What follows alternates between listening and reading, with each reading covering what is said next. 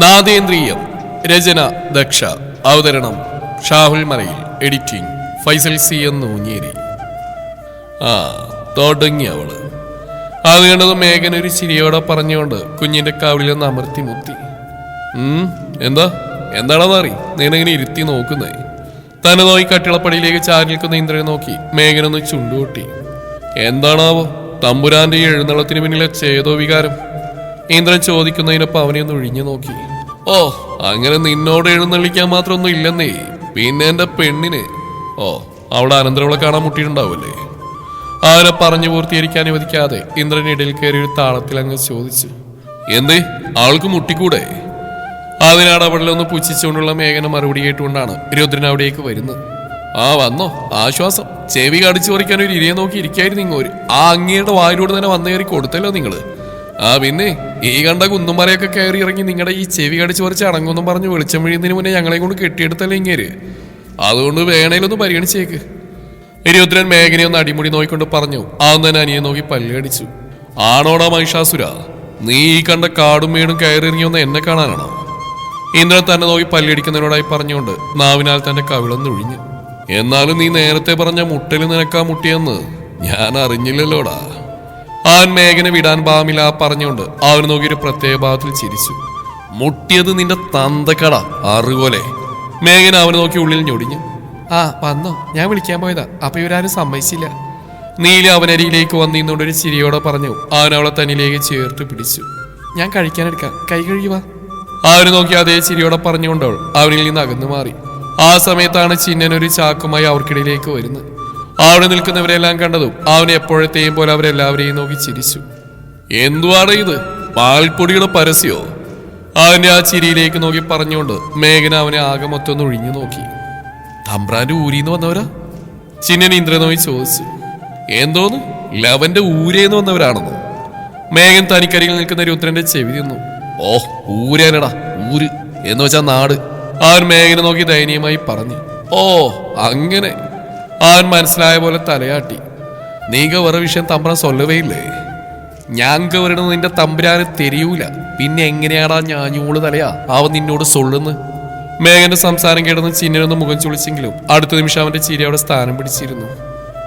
വീണ്ടും ചിരി. ഇവന്റെ ചിരി എനിക്ക് തീരെ പിടിക്കുന്നില്ല കേട്ടോ. മേഘൻ അവന് നോക്കി പറഞ്ഞുകൊണ്ട് തന്നെ മീശയൊന്ന് പിരിച്ചു. നിന്ന് താളം ചവിട്ടാ ഇതെല്ലാം അകത്തോട്ട് കൊണ്ട് വെക്കടാ. ഇന്ദ്ര അവനോട് പറഞ്ഞു. അവൻ അവരെല്ലാവരെയും നോക്കിയൊന്ന് ചിരിച്ചുകൊണ്ട് അതുമായി അകത്തേക്ക് നടന്നു. അവന്റെ ഈ ഇളി അത്ര ശരിയല്ലല്ലോടാ ദേവേന്ദ്ര. അവൻ പോയ വഴിയെ നോക്കി പറഞ്ഞുകൊണ്ട് മേഘൻ തന്നെ മുണ്ടൊന്ന് മടക്കി കുത്തി. അവനോടെ എന്നെ കാണുമ്പോ അധികം അങ്ങ് ഇളിക്കണ്ടെന്ന് പറഞ്ഞേക്ക്. ഇല്ലേൽ ചിലപ്പോ അവന്റെ ആ നിരയൊത്ത കണിക്കൊന്നുകളുടെ എണ്ണ എനിക്കൊന്ന് എണ്ണിയെടുക്കാൻ തോന്നും. ഈ ഇളി കണ്ടിട്ട് അധികം വൈകാതെ തന്നെ അത് ഉണ്ടാവും എന്നാ തോന്നുന്നത്. മേഘൻ പറഞ്ഞുകൊണ്ട് തന്റെ താടിയൊന്ന് ഒഴിഞ്ഞു. ഞാൻ പറയാം തമ്പ്ര, ഏതാവതുണ്ടെങ്കിൽ പറയണ അമ്മ. അവൻ തിരിച്ചു വന്ന് ഇന്ദ്രനോട് നീലയോടായി പറഞ്ഞു. നീങ്ങളും പറയണ അമ്മ. അവൻ അവസാനമായി ഭൂവിയോടും കൂടി പറഞ്ഞു. ആളുടെ കണ്ണുകൾ അവനെ പഠിക്കുന്ന പോലെ നിരുത്തി നോക്കി. ആ അമ്മയ്ക്ക് എന്തെങ്കിലും വേണമെങ്കിലേ അച്ഛൻ ചെയ്തു കൊടുത്തോളൂ. മോനിപ്പോ ചെല്ലാൻ നോക്ക്. മേഘൻ അവന് മുന്നിലേക്ക് ആയിരുന്നുകൊണ്ട് അവൻ ചിരിക്കുന്ന പോലെ ചിരി അവൻ തിരിച്ചു സമ്മാനിച്ചുകൊണ്ട് പറഞ്ഞു. അവന്റെ ആ പ്രവൃത്തി കാണാൻ ചിന്നനൊന്ന് പതറി. പോടാ പോടാ പൈത്യക്കാരാ. മേഘൻ അതേ ചിരിയോട് അവനോട് പറഞ്ഞു. ഇറങ്ങി പോടാ പോരെ. അടുത്ത നിമിഷം അവന്റെ അലർച്ചയോടെ മുഴങ്ങി. അതുകൂടിയായതും ചിന്ന വേഗം അവിടെ നിന്ന് നടന്നു നീങ്ങി. ഇമ്മാതി കോപ്പനിക്കാണോടെ നാറി ഇവളെയും കൊച്ചിനെ ഏൽപ്പിച്ചു പോകുന്നു. മേഘന്റെ ശബ്ദം ഇന്ദ്രൻ നേർക്ക് ഉയർന്നു. അവന്റെ ഒടുക്കത്തെ ഒരു കിണിയും സുഖാന്വേഷിക്കലും. മേഘൻ ഇന്ദ്രൻ നോക്കി പല്ലുകടിച്ചു. നാളെ നേരം വിളിക്കുമ്പോ ആ സ്ഥാനത്തെങ്ങാനും എന്റെ കണ്ണി കണ്ട അവന്റെ കോപ്പിലൊരു കിണി. മേഘൻ തന്നെ അരിശം തീരാതെ പറഞ്ഞുകൊണ്ട് അവിടെ നിന്ന് നടന്നു നീങ്ങി. ഞാൻ ചോറെടുക്കാം, മയ്യറിനെ വിളിച്ചിട്ട് വാ ചേച്ചി. നീലീന്ദ്രനെ ഒന്ന് പാളി നോയിക്കൊണ്ട് പറഞ്ഞു. അവൾ തലയാട്ടിക്കൊണ്ട് അവൻ പോയ വഴിയെ നോക്കി. എന്നാ ഞാനങ്ങോട്ട് പറഞ്ഞുകൊണ്ട് രുദ്രൻ ഡൈനിങ് ടേബിളിനരികിലേക്ക് നടന്നു. എന്താ നോക്കുന്നേ? ഇങ്ങനെ നോക്കുന്നു വേണ്ട, ഞാൻ ആരോടൊന്നും പറഞ്ഞിട്ടില്ല. അവനെ നോട്ടം കണ്ടതും നീലി ചുണ്ടൂർപ്പിച്ചുകൊണ്ട് പറഞ്ഞ് അടുക്കളയിലേക്ക് നടന്നു. നങ്ങേലി. ആൾ പോയ വഴിയെ നോയിക്കൊണ്ട് ഇന്ദ്രൻ കുറുമ്പോടെ പറഞ്ഞു. ഉച്ചക്കുള്ള ഭക്ഷണം കഴിപ്പിക്കലെല്ലാം കഴിഞ്ഞ് ഹാളിലെ സോഫയിലിരിക്കുകയാണ് മേഘനും അവന്റെ ബൊമ്മിയും.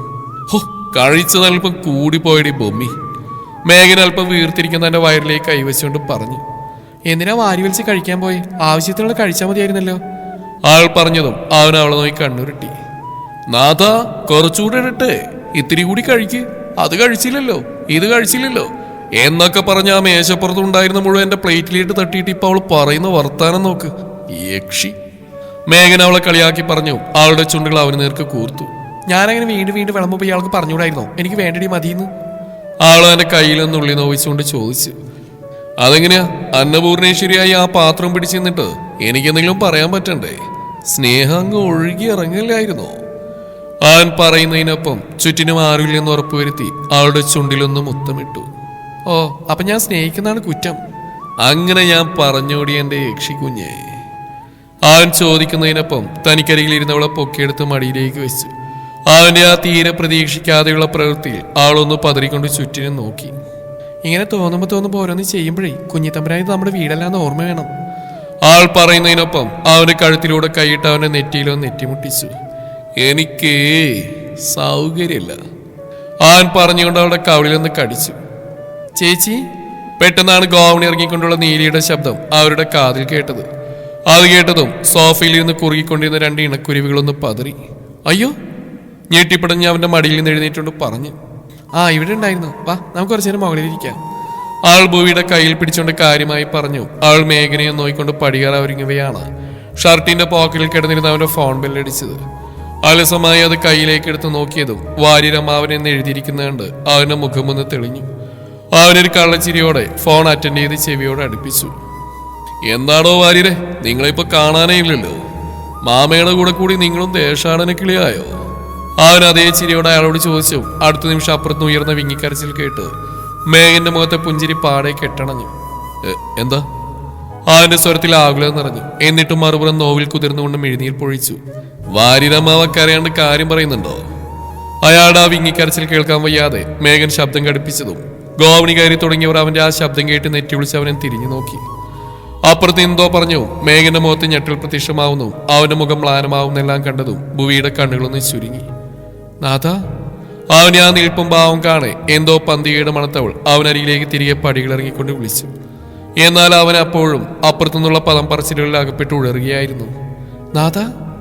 ആൾ അവനെ കുലുക്കി വിളിച്ചതും അവനൊരക്ഷരം മറുത്തു പറയാതെ ആ ഫോൺ കോൾ കട്ടായിക്കൊണ്ട് അവൾക്ക് നേരെ തിരിഞ്ഞു. എന്താ? എന്തുപറ്റി? തന്നെ നോക്കുന്നവന്റെ ചുവന്ന് കലങ്ങി തുടങ്ങിയ കണ്ണുകൾക്കാണ് ആൾ അവന്റെ കവിളിലേക്ക് കൈ ചേർത്തുകൊണ്ട് നിറഞ്ഞ ആകുലതയോടെ ചോദിച്ചു. ഹാളിലേക്ക് വന്ന ഇന്ദ്രനും രുദ്രനും കാണുന്നത് ഈ രംഗമാണ്. എന്താ നാഥ? അവന്റെ കണ്ണുകളിലെ നീർത്തിളക്കം കണ്ടതും അവൾ അലിവോടെ തിരക്കി. മാമ പോയിടേ. അവരത് പറഞ്ഞതും അവിടെ കൂടിനവിടെ എല്ലാവരുടെയും കണ്ണുകൾ ഒരുപോലെ മിഴിഞ്ഞു. എന്താ? പോയി. മേഘൻ രുദ്രൻ നോയി പറഞ്ഞു. കേട്ട വാർത്ത വിശ്വസിക്കാൻ കഴിയാതെ ഒരു നിമിഷം അവൻ അവിടെ തറഞ്ഞു നിന്നു. ഇപ്പൊ തന്നെ പോകണം, വേറെ റെഡിയാവാൻ നോക്ക്. മേഘൻ നിറഞ്ഞു വരുന്ന തന്റെ കണ്ണുകൾ അവരിൽ നിന്ന് മറച്ചു പിടിച്ചുകൊണ്ട് താഴത്തെ മുറിയിൽ കയറി വാതിലടച്ചു. കുഞ്ഞാ. ഭൂവിയുടെ ആ വിളിയാണ് രുദ്രനെ യാഥാർത്ഥ്യത്തിൽ തിരികെ എത്തിച്ച്. ചെന്ന് റെഡിയായി വാ. ആൾ പറഞ്ഞു. അതിനൊന്ന് തലയാട്ടിക്കൊണ്ടാൻ അവിടെ നടന്നു നീങ്ങി. ഞാനെന്നാ അങ്ങോട്ട് ചെല്ലട്ടെ? ആൾ പറഞ്ഞുകൊണ്ട് മേഘനടുത്തേക്ക് നടന്നു. നീലി. ആൾ പോകുന്നു നോക്കുന്ന നീലേന്ദ്രനെന്ന് വിളിച്ചു. നീ പോയി റെഡിയായി വാ.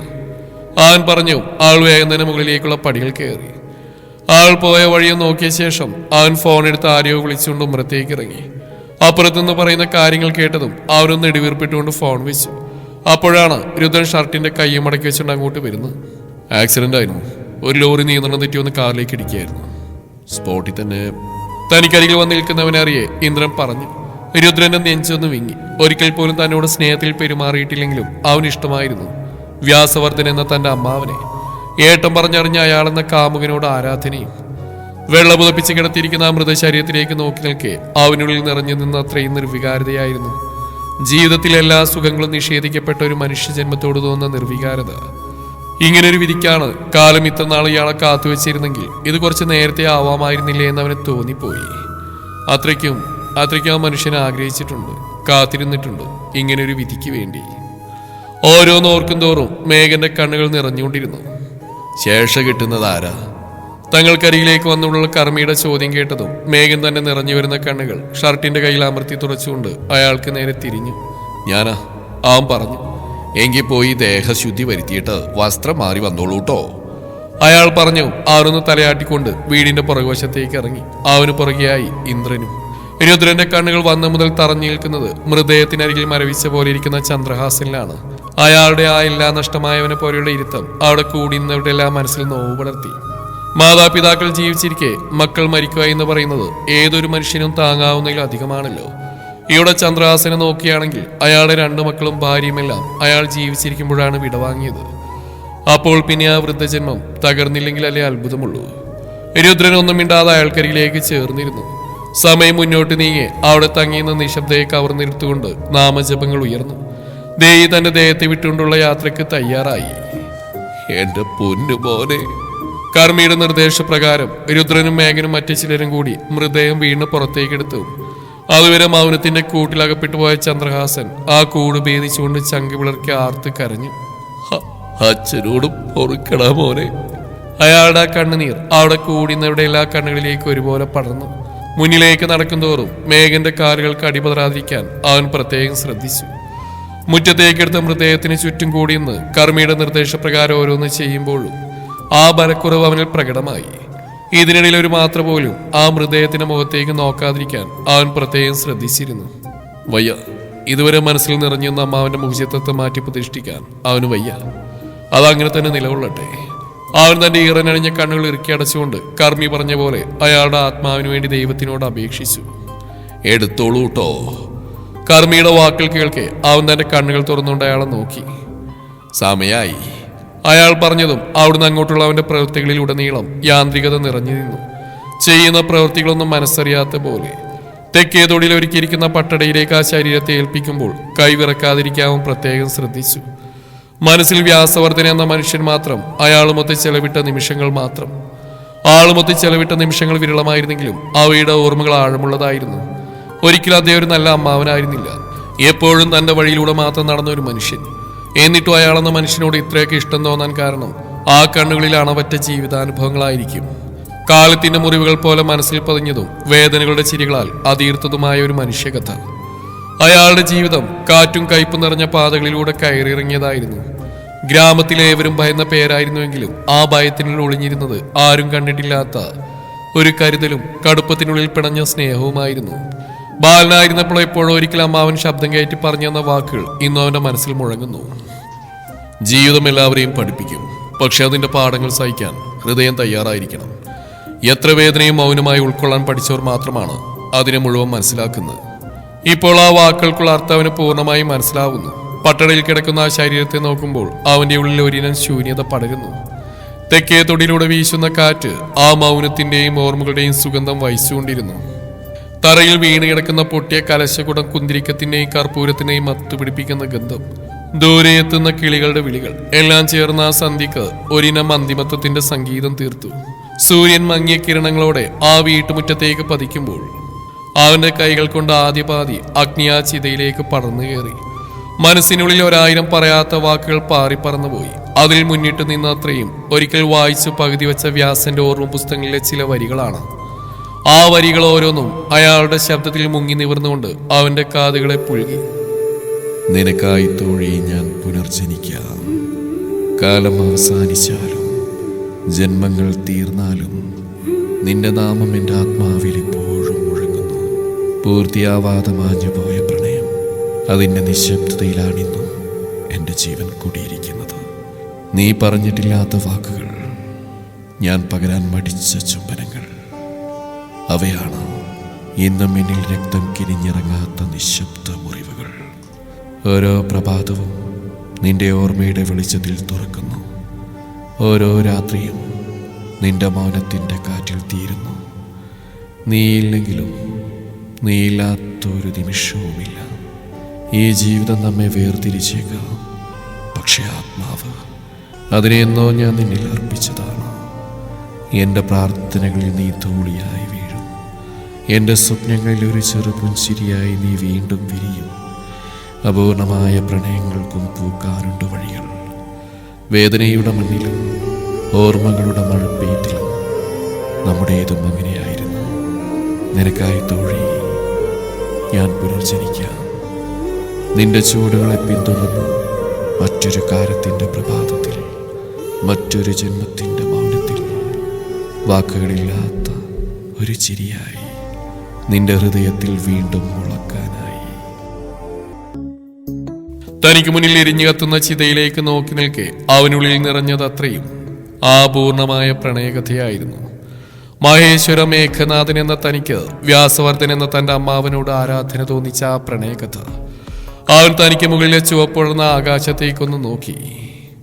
ഒരു ജന്മം കൂടി കൊടുക്കണേ, ഈ പ്രാവശ്യം അവളെ നഷ്ടപ്പെടുത്താതെ, ആ കഥയെ അവസാനിപ്പിക്കാതെ അവർ തമ്മിലുള്ള പ്രണയം പൂർത്തിയാക്കാനായി. ഇനിയൊരു ജന്മം കൊടുത്ത് ആ പൂർണ്ണമായ കഥ സമ്പൂർണ്ണമാക്കി മാറ്റാൻ അവൻ ആ നിമിഷം ദൈവത്തോട് അപേക്ഷിച്ചു. അതേ പ്രാർത്ഥന തന്നെയായിരുന്നു അവൻ ഇടവലവും നിന്നിരുന്ന രണ്ടുപേരിലും നിറഞ്ഞിരുന്നത്. വരും ജന്മങ്ങളിൽ ഒരിക്കലും കാലത്തിന്റെ കുത്തൊഴുക്കിൽപ്പെട്ട് അവർക്ക് അന്യോന്യം നഷ്ടമാവില്ലേ എന്ന പ്രാർത്ഥന. പോവാം. ഇന്ദ്രന്റെ വാക്കുകൾ കാതിലേക്ക് എത്തിയതും അതുവരെ ആ ചിതയിലേക്ക് നോക്കി നിന്നിരുന്ന രുദ്രൻ യാന്ത്രികമായി മേഘന്റെ തോളിലേക്ക് ചാഞ്ഞു. അവന്റെ കൈകളും അതേ യാന്ത്രികതയോടെ അവനെ തന്നോട് ചേർത്ത് നിർത്തി ആശ്വസിപ്പിച്ചു. മഹി, അവന്റെ വാക്കുകൾ വീണ്ടും കാതിലേക്ക് എത്തിയതും നീട്ടിയൊരു ശ്വാസം വലിച്ചുവിട്ട് തന്റെ ഉള്ളിലെ വിങ്ങൽ കുറച്ചുകൊണ്ട് അവനൊപ്പം നടന്നു നീങ്ങി മേഘൻ. അവന് ഇടവും വലവുമായി അവരും മുന്നോട്ട് നടക്കുന്തോറും തങ്ങളെ നോക്കി ആകുലത മുറ്റുന്ന കണ്ണുകളോടെ നിൽക്കുന്ന തങ്ങളുടെ ജീവിത സഹികളെ കാണേ അതുവരെ എരിഞ്ഞുകൊണ്ടിരുന്ന ഹൃദയത്തിൽ ഒരു കുടം ജലം വന്ന് വീണപ്പോൾ ഉള്ളൊന്ന് തണുത്തു. ആ തണുപ്പ് അവരുടെ മുന്നോട്ടുള്ള നടത്തത്തിലും വേഗത വളർത്തി. ഇനിയുള്ള ജീവിതയാത്രയിലുടനീളം ആ 3 ജോഡി കാലുകളും ഒരുപോലെ നിലകൊള്ളട്ടെ. ദുഃഖത്തിലും സന്തോഷത്തിലും ഒരുപോലെ ആ കാലുകൾ അടിപതറാതെ മുന്നോട്ട് ചലിക്കട്ടെ. ഈ മരീചിക നിറഞ്ഞ ജീവിതത്തിലുടനീളം അവരൊന്നിച്ച് നടന്ന് മുന്നേറട്ടെ. ഒരു സൂര്യോദയത്തിലേക്ക് ചേർന്നൊഴുകുന്ന നദികളെ പോലെ ഒരേ ഗതിയിലും ഒരേ ആഗ്രഹത്തിലും ജീവിതം മുഴുവൻ ചേർന്നൊഴുകി ഒരു ലക്ഷ്യത്തിലേക്ക് നിശ്ചയദാർഢ്യത്തോടെ ചൂടുകൾ പതിച്ച് ജീവിതത്തിന്റെ മറുവശത്തെ അവർ കണ്ടെത്തട്ടെ. സമാധാനത്തിന്റെ അർത്ഥം. അതിനായി നമുക്കിനി വഴിമാറി കൊടുക്കാം. അവിടെ അവർക്ക് കൂട്ടായി അവർ മാത്രം മതി. അപ്പോഴും കൊഴിഞ്ഞുപോയ വസന്തങ്ങൾ ഓരോന്നും തിരികെ നേടിയെടുക്കാൻ തയ്യാറെടുത്തുകൊണ്ട് ആ പട്ടട ആളി കത്തിക്കൊണ്ടിരുന്നു. ഇനിയൊരു ശിശിരത്തെ വരവേൽക്കാൻ അവിടെ ഈ ജന്മത്തിൽ പൂർത്തിയാവാതെ പോയ പലതും പൂർത്തിയാക്കപ്പെടും. വേദനകൾക്ക് പകരം സന്തോഷം വിരിയും. അവിടെ വ്യാസവർദ്ധൻ അവന്റെ തപസ്വിയും വീണ്ടും കണ്ടുമുട്ടും. അതുവരെ നമുക്ക് കാത്തിരിക്കാം വീണ്ടും ഒരു ശിശിരകാലത്തിന്റെ വരവിനായി ഈ പ്രദക്ഷിണ വീഥികളിലൂടെ. ഈ കഥ ഇവിടെ അവസാനിക്കുന്നു. നിങ്ങളുടെ അഭിപ്രായങ്ങൾ കമൻറ്റുകളായിട്ട് രേഖപ്പെടുത്തുക.